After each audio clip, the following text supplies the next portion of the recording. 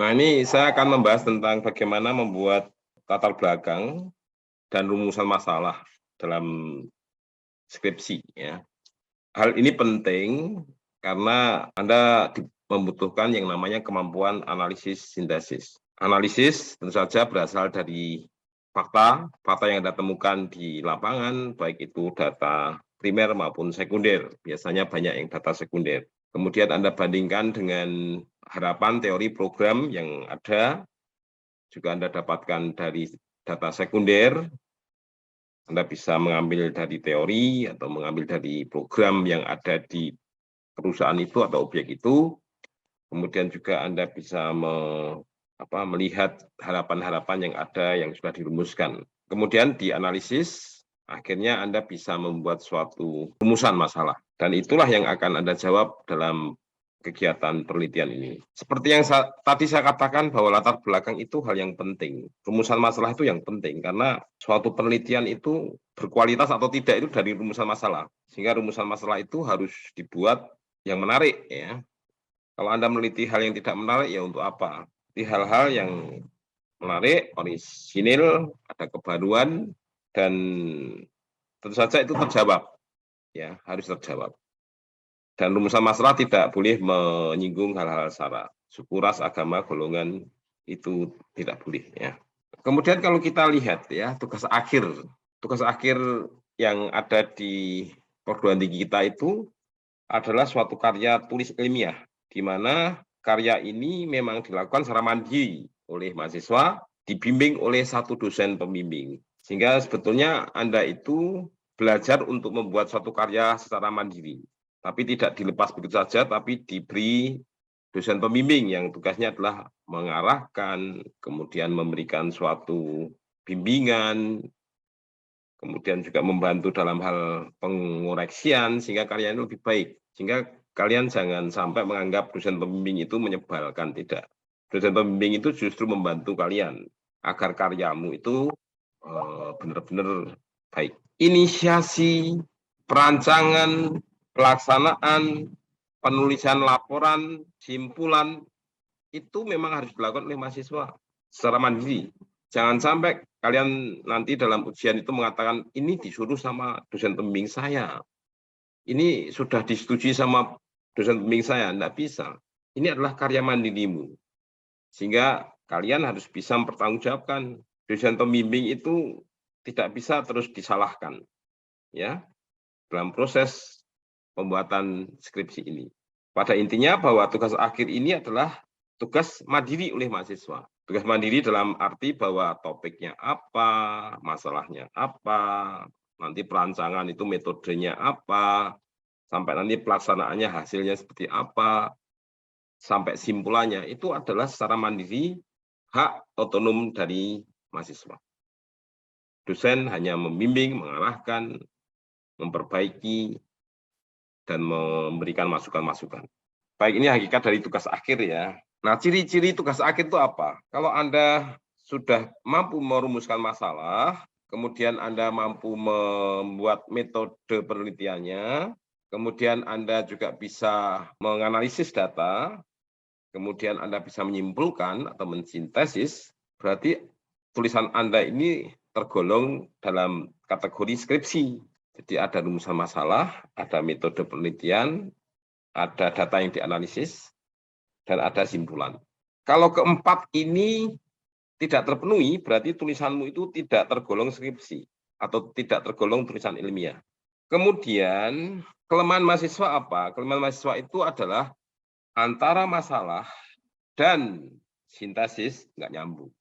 Simpulan itu harus menjawab masalah. Selesai atau tidaknya penelitianmu atau skripsimu itu adalah apakah masalah yang Anda rumuskan itu sudah terjawab di simpulan. Kalau belum terjawab, berarti penelitiannya belum selesai. Gampang kan? Saat dosen menguji pun hanya melihat itu kok, ya. Rumusan masalah sudah terjawab atau belum? Kalau belum terjawab, berarti belum selesai. Kalau sudah terjawab, berarti sudah selesai. Nah, baru dicek apakah dalam mengambil simpulan itu dia berpikir secara terstruktur sesuai dengan metodologi penelitian atau tidak, ya.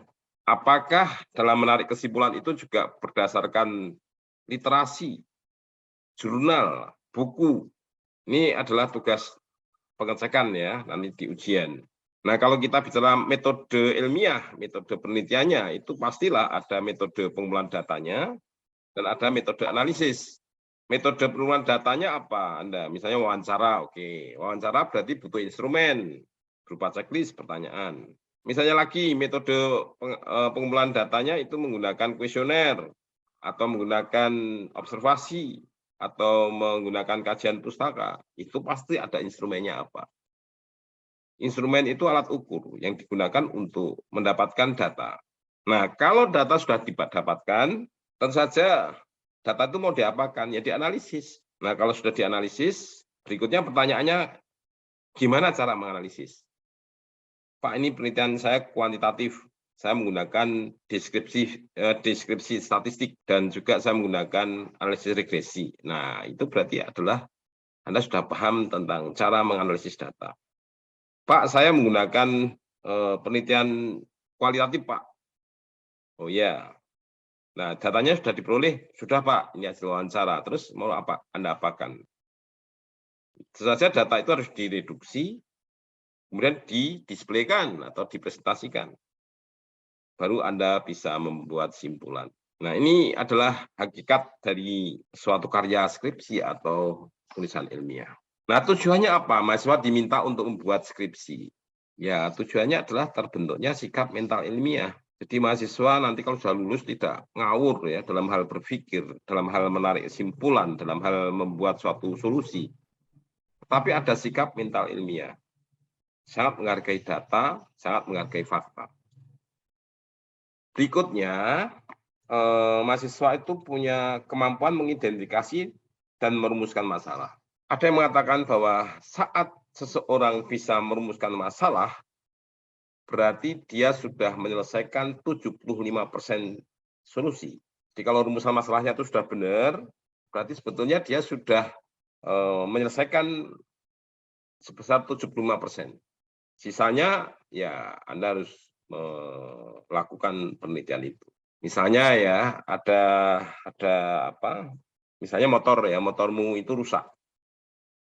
Motormu rusak. Kamu tidak tahu kan ini rusaknya di mana gitu, tidak tahu. Tapi setelah diteliti perapiannya bagus, dan yang lainnya bagus, dan ternyata permasalahannya itu karena bensinnya habis. Nah, berarti kan 75% solusinya sudah tercapai. Kalau karena problemnya adalah bensin habis, kan Anda harus beli bensin. Ini adalah solusi. Nah, saat beli bensin itu adalah solusi.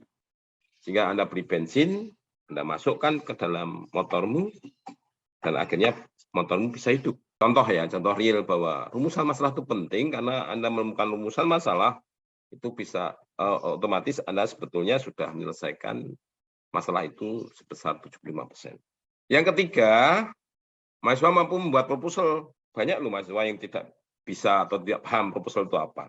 Proposal itu ya rancangan ya dalam penelitian itu. Ada pendahuluan, ada kajian pustaka, ada metode penelitiannya, kemudian ada referensi yang diambil atau daftar pustakanya.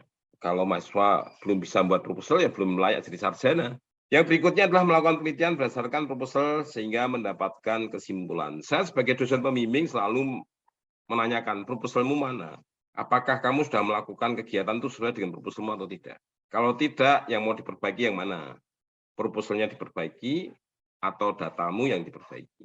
Nah, ini harus sinkron ya antara yang direncanakan dan yang dilakukan. Kadang mahasiswa tidak melihat lagi proposal saat proposal itu sudah di ACC. Itu salah besar. Proposal selalu dilihat ya saat Anda menjalankan kegiatan penelitian.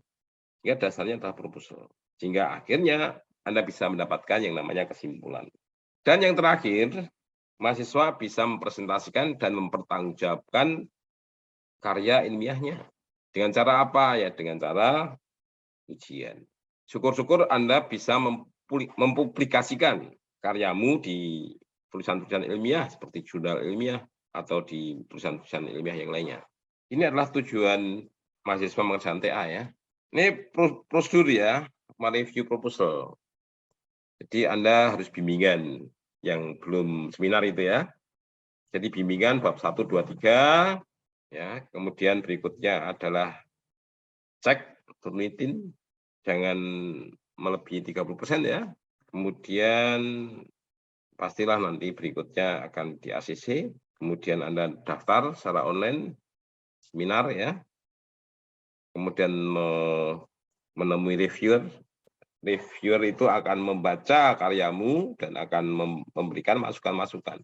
Baru nanti Anda revisi, kemudian ACC revisi, berikutnya adalah verifikasi review proposal ke koordinator TA atau skripsi.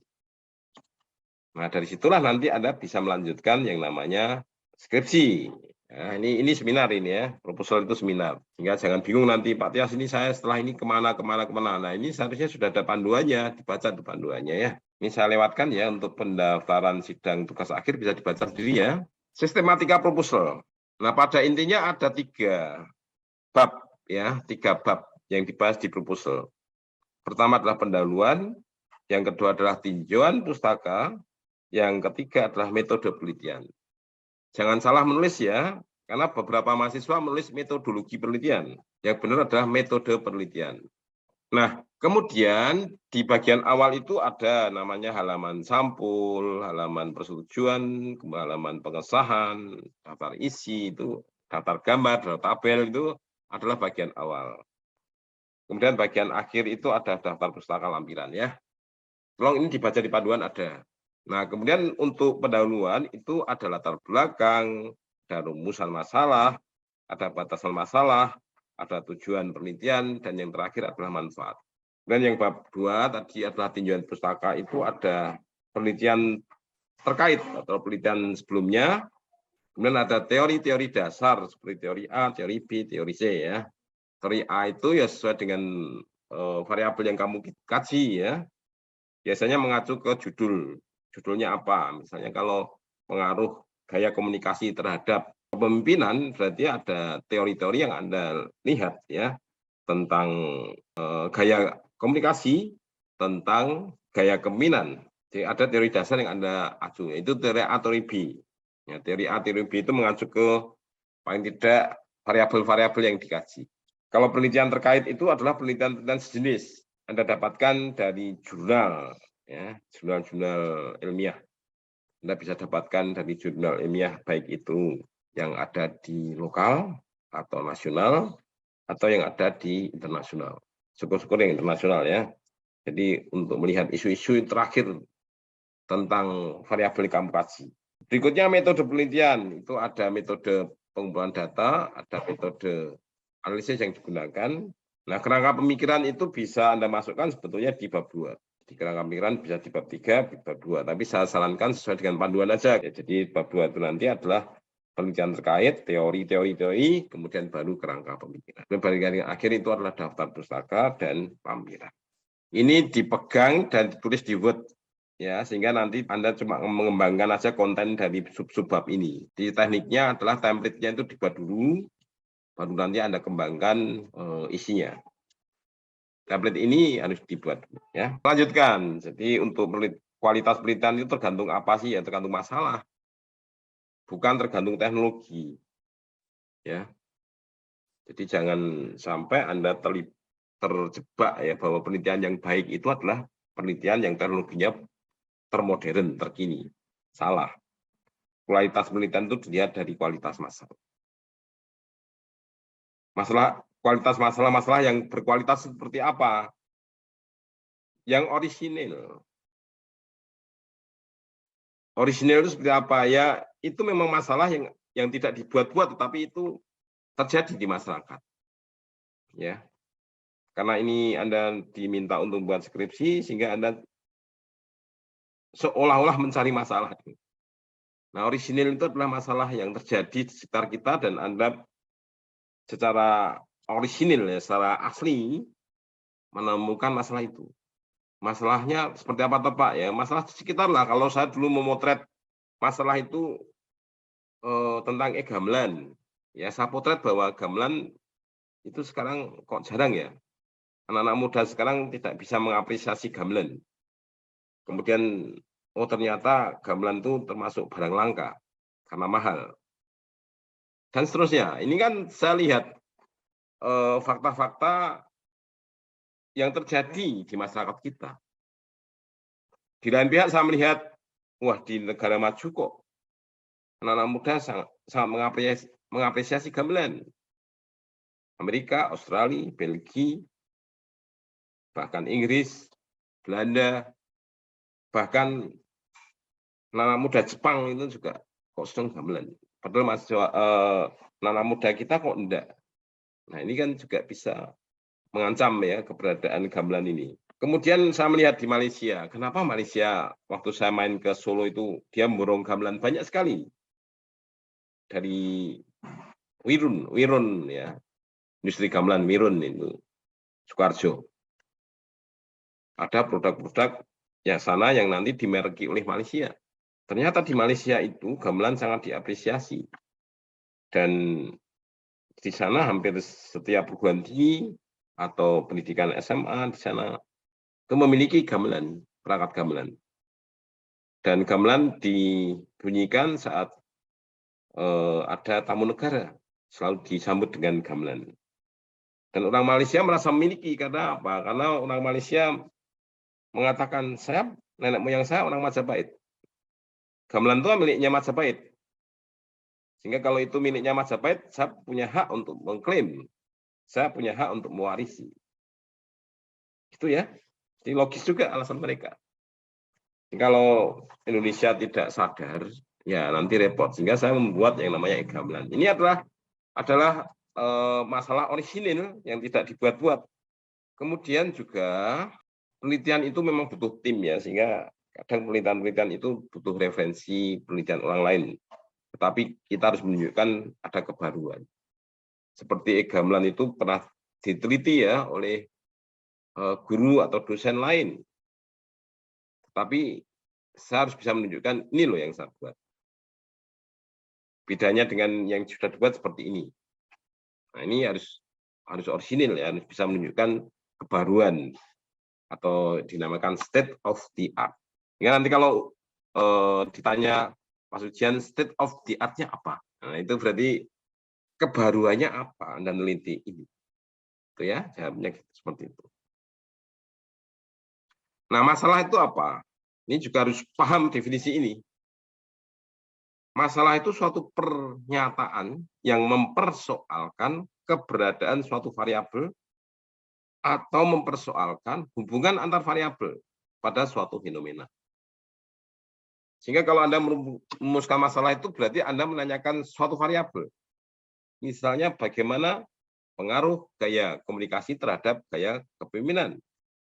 Berarti variabelnya ada dua, yaitu gaya komunikasi dan gaya kepemimpinan. Nah, berarti rumusan masalah saya adalah mempersoalkan hubungan antar variabel.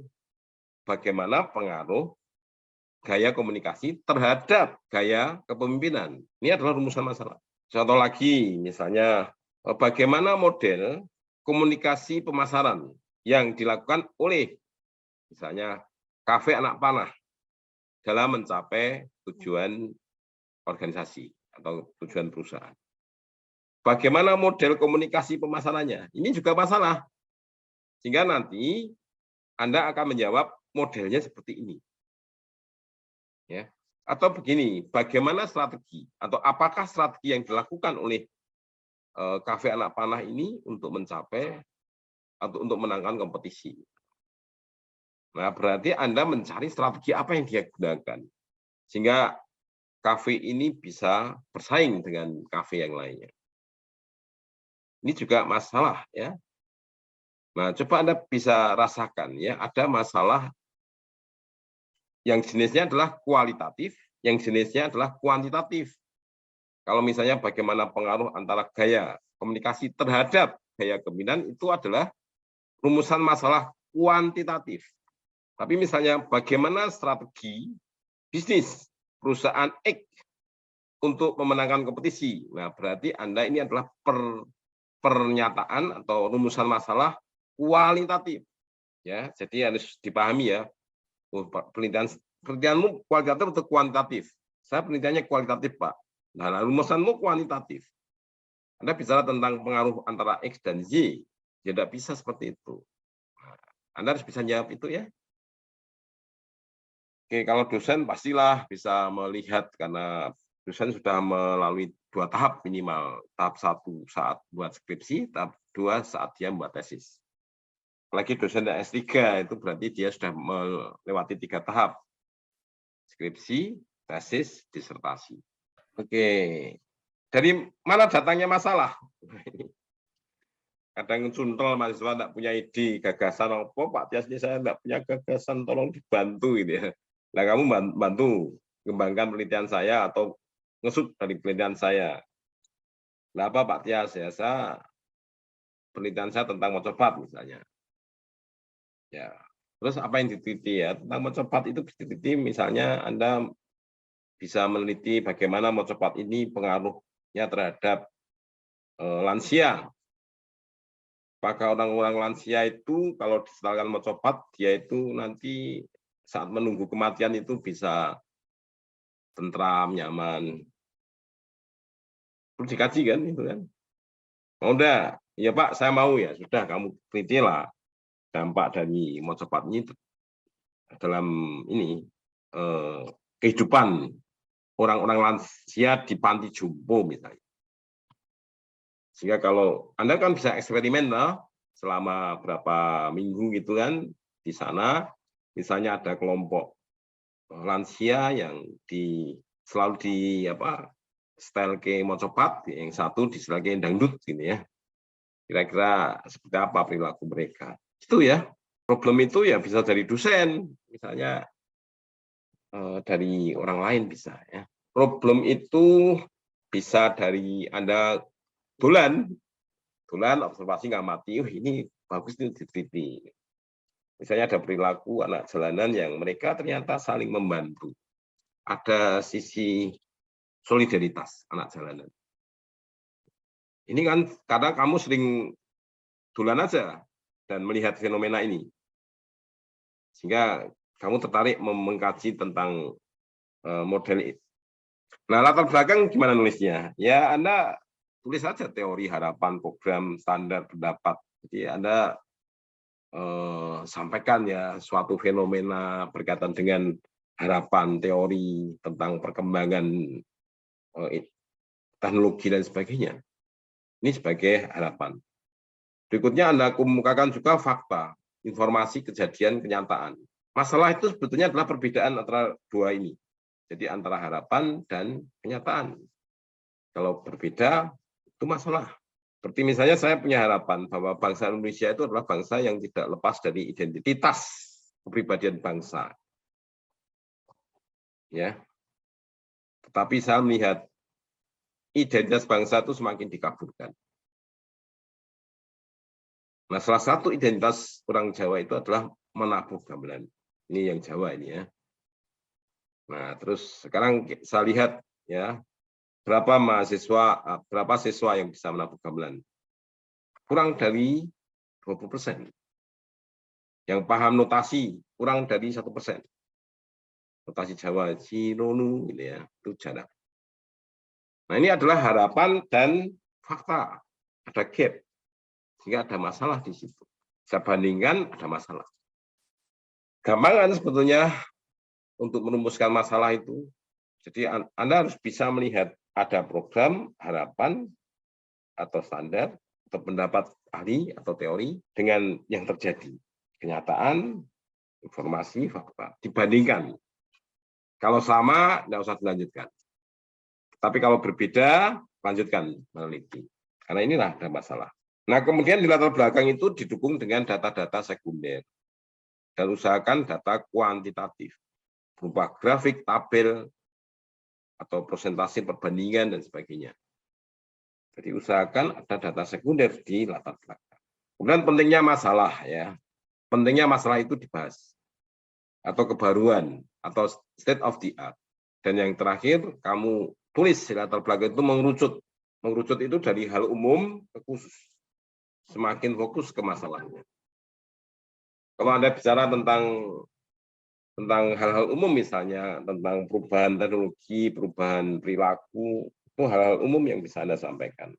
Misalnya ada cerita tentang perubahan peradaban. Itu hal umum itu yang terjadi di dunia. Tentang dampak corona, penyakit virus corona. Nah, ini kan termasuk hal umum ya yang kau bahas. Kemudian Anda kerucutkan sampai mungkin Anda teliti di Kota Semarang. Nah, Kota Semarang sudah fokus, sudah mengerucut ya.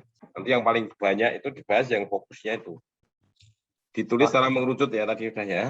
Baiklah, pendahuluan itu isinya apa? Latar belakang, rumusan masalah, tujuan, manfaat tadi sudah sampaikan ya. Ini ada juga rumusan masalah diikuti dengan pembatasan masalah biasanya. Nah, latar belakang itu isinya apa ya? Anda tulis fenomena yang terjadi, kemukakan fakta-fakta, perbedaannya apa, buatlah analisis gap-nya, kemudian sampaikan state of the art-nya atau teori yang mendukung ya. Nah, ini cara membuat latar belakang. Silakan, mungkin ada pertanyaan lagi. Ini bab 1 ya. Anda bisa membuat bab 1.